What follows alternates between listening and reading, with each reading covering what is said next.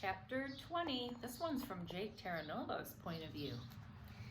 As I cruise along River Street with the top down, the red brick of Greenwich Middle School heaves into view. That place used to be a bad memory. I was never much of a student, but middle school was a really tough time.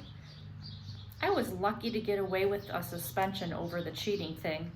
If my dad hadn't belonged to the same college fraternity as a couple of the school board members, I probably would have been expelled. It was that close.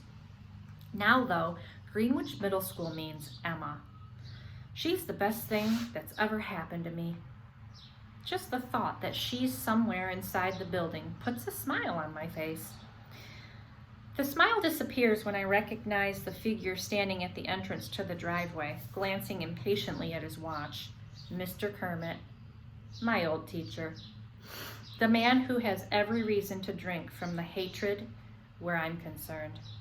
Back in 7th grade, I was so happy not to be expelled that there wasn't another thought in my head. It never crossed my mind that the episode might cause problems for my teacher. Why would it? Mr. Kermit was completely innocent. Who knew that better than the guy who was completely guilty? But that's only the half of it. According to Emma, Mr. Kermit's life crashed after that.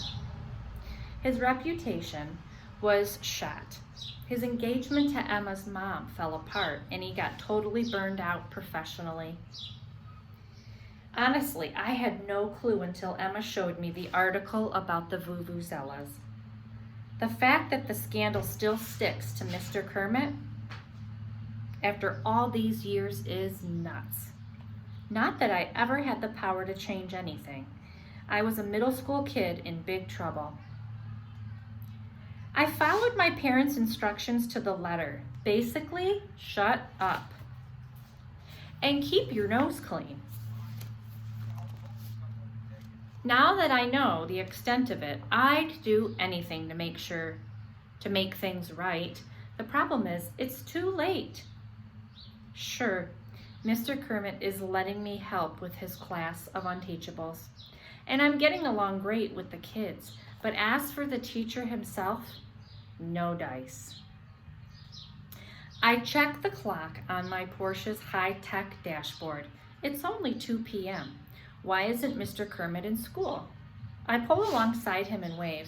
Mr. Kermit scowls at me with what Mateo calls the Squidward Grinch face. That kid's pretty weird, but he's usually spot on. He's nicknamed me Han Solo because both of us are lovable scoundrels. Maybe I walked away from the cheating scandal with a slap on the wrist, but lately it's come back to haunt me in all sorts of ways. Everything okay, Mr. Kermit, I ask? My taxi is late. Right, his car's in the shop. I volunteered to fix it no charge, but he wasn't having any of that. To say he's stubborn as a mule is an insult to mules. Hop in, I invite. I'll give you a ride wherever you need to go. No thanks, he replies formally. I've been waiting 40 minutes for this taxi. It'll be here any second. It's not coming, I persist. Did you try Uber? He looks blank. I remember that Mr. Kermit has a flip phone. That's probably as old as his car. There are smartphones and dumb phones. His is a rock.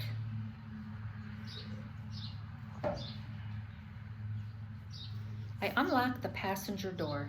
Mr. Kermit, please let me give you a lift.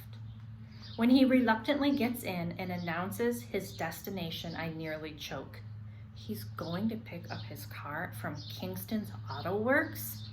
Are you serious? You took your car 15 miles out of town just to avoid my offer to fix it for free? The response is a heavy dose of Squidward Grinch face. I don't owe you anything. You wouldn't owe me anything. I'm practically whining. I would have been happy to do it. He's sarcastic. Well, so long as you're happy. That's not what I mean, and you know it. I enjoy doing favors for friends. Mr. Kermit doesn't like that, so I adjust my word choice. For people I know. You used to be my teacher. I remember. This is it, my chance to clear the air and apologize. But as soon as the thought pops into my head, I know he won't let me. Better just to shut up about it. Maybe as the two of us spend more time together, I'll get another chance. And maybe the moon will fall out of the sky.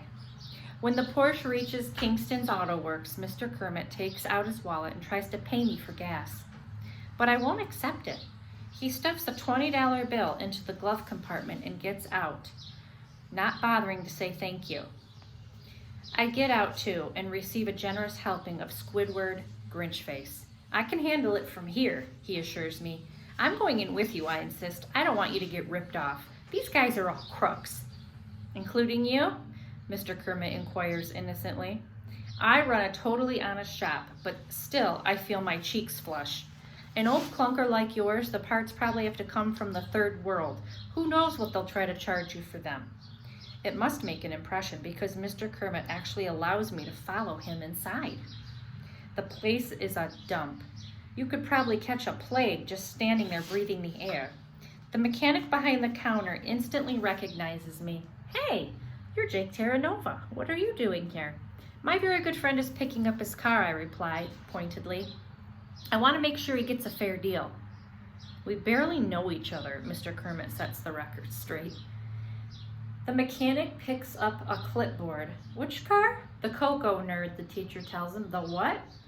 Mr. Kermit flushes. It's a Chrysler Concorde 1992. One of my students calls it that. He's different. I snap my fingers. Parker, right? What's up with that kid? He's got a lot of mechanical ability, but ask him to read the name off of a part, and it comes out pure gobbledygook. It's not gobbledygook, he says, insulted on Parker's behalf. The boy has a perception problem. He sees all the letters, but his mind rearranges them. Concord to Cocoa nerd. Like an anagram, the mechanic butts in. You should meet my boss. He's an anagram maniac. You look at a word, and to you it's just a jumble, but he can pick it out in a heartbeat. Poor Parker, the kid's got real potential, but how's he ever going to pass an engineering exam if he can't read the questions? All right, where's this car? The car's not ready, the mechanic tells us. There's a part coming from the Bahamas, and it's held up in customs. Instead of getting mad, Mr. Kermit acts like he's in a completely different world. Anagrams, he repeats slowly. He grabs my arm. Let's go. You have to stick up for yourself, I say sternly. I turn to the mechanic. Is this what you call service? If I ran my shop this way, I'd be out of business in a week. How's the part coming from the Bahamas? By manatee? It doesn't matter, Mr. Kermit insists. Take me to the bookstore. The bookstore? You don't need books. You need wheels. Back in the Porsche, he explains what all this is about. Parker's mind turns text into anagrams. Yeah, so anagrams are something you can get good at, like any other puzzle. I stare at him. Solving anagrams can teach you to read. Mr. Kermit shakes his head. Of course not. Parker needs a reading specialist. If I was half a teacher, I would have gotten him one weeks ago. I'm confused. So where do the anagrams fit in? The kid's reading has been a disaster for so long that he looks at it like it's magic, something he'll never be able to master. But solving anagrams will show him it can be done. So when I get him the help he needs, he'll believe it can work. Can you get him the help he needs, I ask? The district has reading specialists, he explains. Nobody sends them to SCS-8 because they consider my students a lost cause. That ends now. He glares at me. The bookstore. I step on the gas and the Porsche surges forward. It's amazing how Mr. Kermit's whole face changes when he's talking about the kids in his class. He becomes a totally different person, younger, more alive. He's the teacher I remember from all those years ago. At the bookstore, he's a whirlwind, stacking up an armload of anagram puzzle books tall enough for him to hold in place with his chin. By this time, school is out, so he demands to be taken to Parker's house. Can't you just wait to see him tomorrow morning? I want to strike while the iron is hot. The Elias family lives just outside of Greenwich city limits on a small farm that was designed to keep sports cars out. The long driveway is really just a pair of ruts worn out into the unpaved ground by vehicles, much higher and wider than the Porsche. I can actually feel the weeds brushing the low undercarriage as we jounce along. Eventually, we come to a low wood frame home next to a shed amid fields of tall corn. No sign of life from the house. I cut the engine. Should I honk? Give it a while, Mr. Kermit decides. After about 15 minutes, Parker comes roaring up the driveway, his famous grandmother in the passenger seat of the pickup.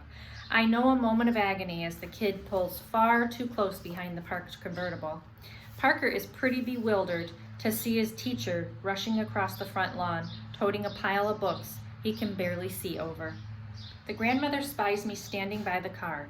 I know you, she calls. You're jumping Jake Terranova. That's right, ma'am. Pleased to meet you. She beams. I see you on television. You'll jump through hoops to provide fast relief from painful athlete's foot fungus. That's not me, I tell her. I get you a great deal on a new or used vehicle. She looks at me like I'm feeble-minded.